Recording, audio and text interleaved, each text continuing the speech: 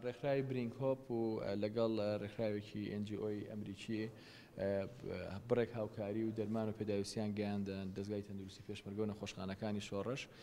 تەواو ئەو هاوکاریانە کە ئێستا من لیستەکەم لەبەردەستە نزیکی بای ملیۆنێک دلار لە دەرمان و پێداویستیە. ئەمانە زیاتر ئەو دەرمان و پێداویستیانن کە بۆ شتە وەرزیەکان دەبن. بۆ نمونە هەندێک چارەسەری لیشمانیای تێدایە کە ئێمە زۆر سەرۆری بە چارەسەری لیشمانیا و قسەشمان لەگەڵا کردوون و بەڵێنیان داوە کە لەکردنەوەی فریاکەوتنی نوێ هەرچەند ئێستاش چەند بێدێکیان بۆ ئەو فریاکەوتنە نوێ هێناوە، بەڵێنیشیان داوە کە بەردەوام بن لەسەر ئەوە. بۆ ئێمە وەکو دەستگای تەندروستی پێشمەرگە خۆتان ئەزانن کە خزمەتکردنی هەموو خەڵکی کەریمی کوردستان یەکێکە لە ئەرکەکانمان بەبێ جیاوازی خزمەتی هەموو هێزی پێشمەرگەی کوردستانەکەین لە زاخۆ تاکو خانەقین و ژماری ئەو نەخۆشانەی کە لە ساڵی پارا بینراون ژماریان لە ملیۆنێک کەس تێپەڕیوە.